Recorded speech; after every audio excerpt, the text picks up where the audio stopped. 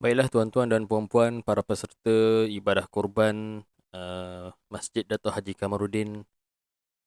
Dengan ini saya akan memulakan taklimat perjalanan program ibadah korban kita pada tahun ini. Baik, kita lihat kepada slide yang pertama, iaitu berkenaan dengan proses sembelihan dan juga melapah lembu korban. Proses sembelihan dan melapah lembu ini akan diadakan di pusat sembelihan yang telah ditauliahkan oleh Jabatan Agama Islam Selangor dan Jabatan Veterina. Dan semua proses sembelihan, melapah dan membungkus daging-daging kepada bahagian-bahagian yang tertentu, semuanya akan diuruskan oleh pusat sembelihan. Bermakna di sini masjid tidak akan membuat proses pembungkusan bagi daging-daging korban. Pusat sembelihan yang dipilih oleh MDHK ataupun Masjid Dato' Haji Kamarudin berada di Antara Gapi di Serendah Rawang, kalau tak silap saya.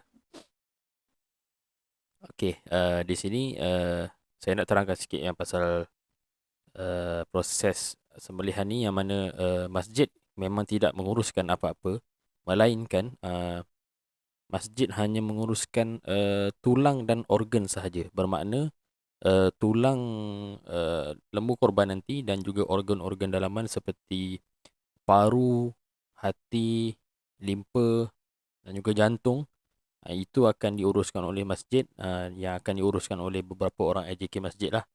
Itu je yang akan diuruskan oleh masjid untuk dibungkuskan kepada 7 bahagian untuk 7 orang peserta bagi setiap lembu. Baik, hari penyembelihan lembu korban.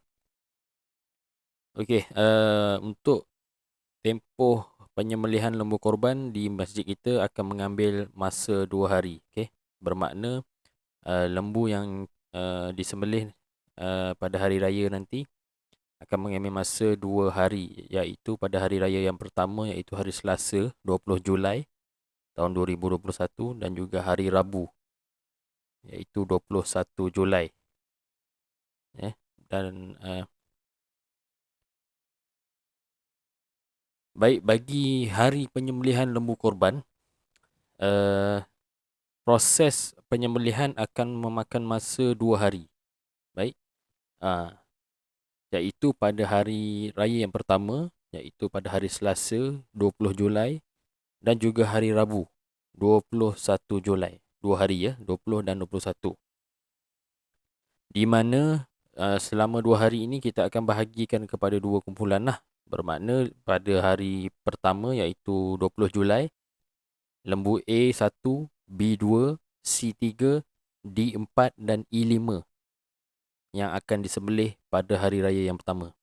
Okey, take note sini. Semua peserta lembu A1, lembu B2, C3, D4 dan E5 yang akan disembelih pada hari raya yang pertama, iaitu pada 20 Julai 2021. Kemudian untuk sesi kedua, iaitu hari kedua, lembu F6, G7, H8, I9, J10 dan juga K11 akan disembelih pada hari raya yang kedua, iaitu pada hari Rabu bersamaan 21 Julai tahun 2021. Bermakna pada hari pertama hanya 5 ekor lembu, dan pada hari kedua kita akan sembelih 6 ekor lembu. Okey. Bermakna di sini untuk agihan nanti, okey, bagi agihan bahagian peserta, daging yang telah disiap yang siap diproses dan dibungkus akan dijangka tiba di masjid pada jam 12.30 hari pada kedua-dua hari yang tersebut, ya. Bermakna tuan-tuan boleh get ready dalam sekitar lepas Zuhur ataupun mungkin sekitar dalam jam 2 atau jam 3 untuk hadir ke masjid untuk ambil bahagian masing-masing. Okey, walau bagaimanapun pihak masjid perlu memproses pembahagian tulang selangka ataupun rusuk dan juga organ dalaman yang saya sebutkan tadilah, seperti paru, limpa, hati dan jantung tadi. AJK masjid akan uruskan bahagian-bahagian ini untuk tuan-tuan di masjid. Bermakna pukul 12 tu hanya daging yang dah diproses. Okey, daging yang dah diproses. Tapi macam tulang, organ, semua ni pihak masjid yang akan proses. Bermakna kita ada take time sikit lah dekat situ. Mungkin walaupun dia sampai pukul 12, tapi tak bermakna kita boleh datang masjid ambil pukul 12. Apa-apa nanti kita akan maklumkan dalam grup WhatsApp yang kita dah invite tuan-tuan masuk ke dalamnya.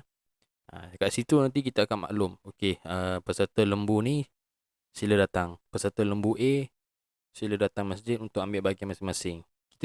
Kita tak akan panggil semua. Kita akan panggil part by part. Okey. Sebab kita nak jaga SOP supaya tak crowded di masjid nanti. Sebab kita ada SOP yang kita kena patuh memandangkan kita masih lagi dalam PPN fasa 1. Jadi ada SOP-SOP yang kita perlu patuhi dan kita akan ikut, insya-Allah. Apa-apa pun saya mohon tuan-tuan supaya alert di dalam grup WhatsApp, sebab apa-apa info, apa-apa update kita akan update dalam grup WhatsApp. Okey, tuan-tuan pun nanti kalau ada apa-apa nak tanya, sila bertanya dalam grup WhatsApp ataupun boleh call saya terus. Okey. Okey, berkenaan dengan agihan, okey, peserta akan mendapat agihan seperti berikutlah.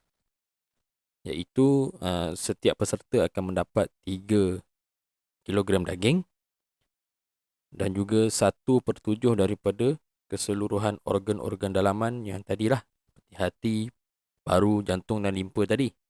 Dan juga 1/7 daripada keseluruhan tulang selangka ataupun tulang rusuk.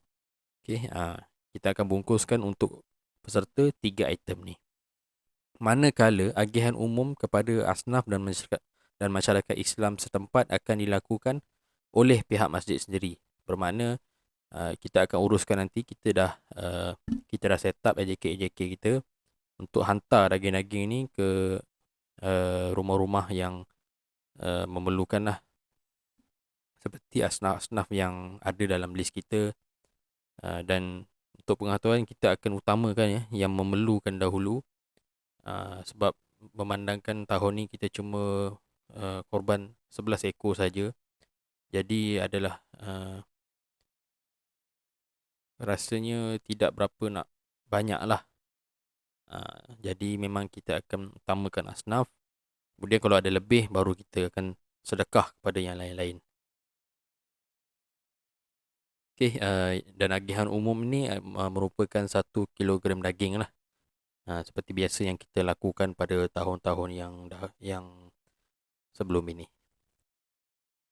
Baik, jika anda ada ingin